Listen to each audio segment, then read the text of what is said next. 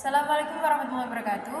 Perkenalkan, nama saya Sabita Sania Rizky Afinanda, NIM 220103110137 dari kelas PGMID Angkatan 2022.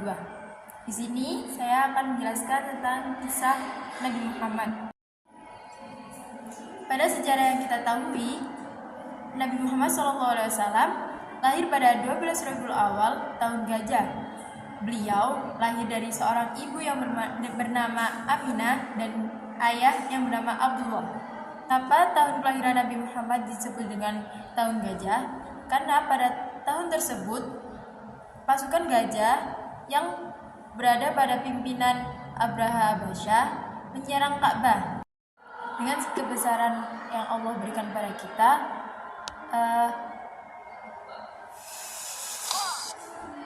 dengan kebesarannya Allah menggagalkan. Dengan segala kebesaran Allah Subhanahu wa taala, Allah menghentikan pasukan gajah tersebut dengan mendatangkan beberapa ekor banyak burung ababil dengan melemparkan batu kecil kepada mereka. Kisah Nabi Muhammad ini dijelaskan pada surat Al-Fil yang berarti tahun gajah. Rasulullah SAW lahir di masa ini, kemudian dibesarkan sebagai seorang anak yatim karena ayahnya Abdullah meninggal dunia sebelum usia Nabi Muhammad SAW genap 3 tahun. Pada semasa kecilnya, Nabi Muhammad ini dibesarkan oleh kakeknya yang bernama Abdul Muthalib. Semasa kecilnya, Nabi Muhammad SAW tumbuh dan menjalani kehidupan seperti anak kecil pada umumnya. Pada zaman dahulu, ada tradisi Quraisy yang pada setiap hari ke-18 setelah kelahirannya bayi, membuat ibunya harus menyembunyikan Nabi Muhammad di pedalaman. Tradisi Quraisy ini terpaksa membuat Nabi Muhammad SAW tidak merasakan kasih sayang seorang ibu saat ia berumur 8 tahun hingga 10 tahun. Hal ini membuat Nabi Muhammad berada di bawah asuhan Halimah binti Sa'diyah, yaitu adalah ibu susunya, selama 3 tahun. Ketika masa remaja Nabi Muhammad SAW, Nabi Muhammad terjaga dari segala perbuatan yang merugikan orang di sekitarnya. Sampai suatu ketika, Rasul pun bercerita saat ia 2 kali duduk mendengarkan pesta pernikahan di zaman jahiliyah. Allah Subhanahu wa taala justru menutup telinganya sampai ia tertidur dan terbangun pada keesokan hari.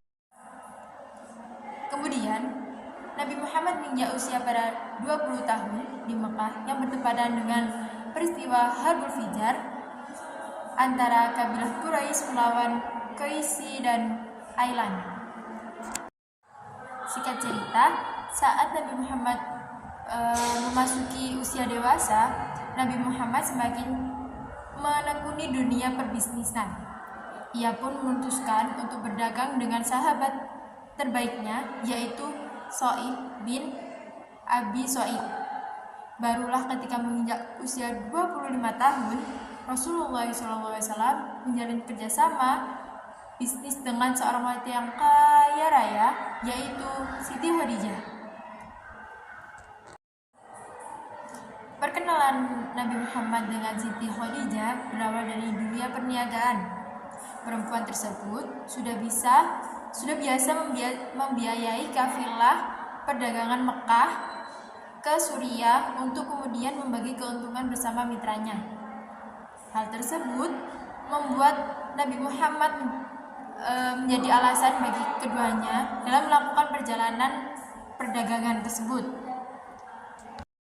Seringnya Nabi Muhammad dengan Khadijah selalu bersama melakukan kegiatan perdagangan bersama-sama, membuat Khadijah merasa kian tertarik dengan Nabi. Perempuan tersebut akhirnya mengutus salah satu seorang sahabatnya, yaitu yang bernama Nafisah binti Umayyah, untuk menyampaikan keinginannya, yaitu melamar Nabi Muhammad SAW. Nabi Muhammad SAW pun lantas menyampaikan kabar gembira ini kepada para pamannya, salah satunya yaitu Hamzah bin Abdul Muthalib.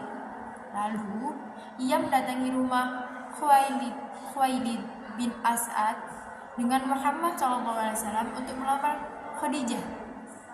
Tak lama setelah lamaran itu, keduanya menikah Nabi Muhammad ketika berusia 28 tahun. Sebelum Nabi Muhammad ini diangkat menjadi Rasul, Nabi Muhammad telah mendapatkan beberapa karunia yang istimewa dari Allah Subhanahu wa Ta'ala, seperti wajahnya yang terlihat bersinar dan bersih. Hal ini menjadi salah satu pertanda kebesaran Allah yang menandakan jika kedatangan Nabi terakhir dengan kedudukan yang tertinggi sampai akhir zaman. Suatu hari, Nabi Muhammad SAW mendapatkan sebuah mimpi saat malaikat Jibril menghampirinya. Saat itu, Rasul sedang menyendiri di dalam gua Hira, tepatnya yakni di samping Jabal Nur. Kemudian turunlah wahyu pertama dari Allah, yakni surah Al-Alaq ayat 1 hingga ayat 4. Pada singkat cerita, Nabi Muhammad selama ini menjalankan dakwah secara diam-diam karena ancaman kaum jahiliyah yang begitu menentang bahwa sampai mengancam akan membunuhnya. Sampai suatu ketika Nabi Muhammad mulai dakwahnya secara terang-terangan. Dakwah ini dilakukan pertama kali pada keluarga paling dekat, yaitu kalangan Bani Hashim. Saat itu hanya Ali bin Abu Thalib yang mau menerima, lalu memutuskan untuk beriman kepada Allah Subhanahu wa Ta'ala. Sementara Abu Thalib, paman Rasulullah, ikut melindungi saat ia berdakwah.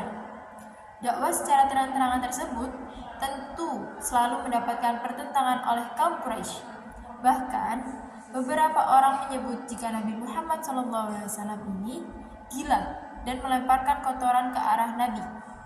Pertentangan ini tidak hanya datang dari kaum Quraisy. Abu Jahal dan Abu Lahab pamannya bahkan juga ikut menentang Rasulullah selama ia berdakwah.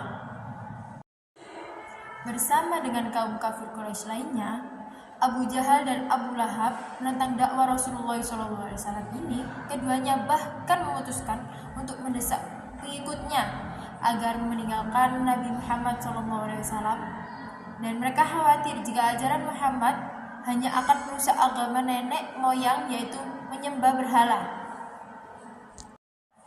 Kondisi kaum muslimin yang mulai sejahtera pada tahun kedua Hijriah, muncul sebuah perintah untuk zakat. Nabi Muhammad SAW kemudian langsung mengutus Mu'ad bin Jabal untuk menjadi qadhi di Yaman. Selain itu, Nabi Muhammad SAW mendapatkan perintah kurban ketika sedang melakukan haji wada di Mina. Saat itulah Rasulullah SAW menyembelih sebanyak 100 ekor unta. Beliau menyembelih sendiri 63 ekor. Sementara sisanya ia serahkan kepada Ali bin Abi Thalib. Singkat cerita, Rasulullah SAW wafat bersamaan dengan turunnya wahyu Allah, yaitu surat Az-Zumar ayat 30, yang artinya sesungguhnya kamu akan mati dan sesungguhnya mereka akan mati pula. Diketahui di dalam sini, Nabi Muhammad mulai sakit pada bulan Safar tahun 11 Hijriah. Beliau awalnya menderita sakit kepala dan demam, hingga pada akhirnya membuat suhu tubuhnya meninggi. Kondisi tersebut terus terjadi selama kurang lebih 2 minggu. Rasulullah SAW akhirnya mengunjungi rumah istri-istrinya, lalu tibalah ia di kediaman Aisyah dengan badan yang lemah. Tak lama setelah itu, kemudian Rasulullah meninggal dunia. Kabar meninggalnya Rasul ini membuat seluruh penduduk Mekah sangat bersedih. Mereka merasa kehilangan sosok yang begitu bijak dan mulia. Pada intinya, Nabi Muhammad ini wafat pada tahun 11 Hijriah di bulan Safar di kediaman istrinya yaitu Aisyah. Dan kabar meninggal Nabi Muhammad ini sangat membuat seluruh penduduk Mekah sangat bersedih karena mereka kehilangan sosok yang begitu bijak dan mulia. Sekian cerita kisah Nabi Muhammad yang saya sampaikan. Terima kasih.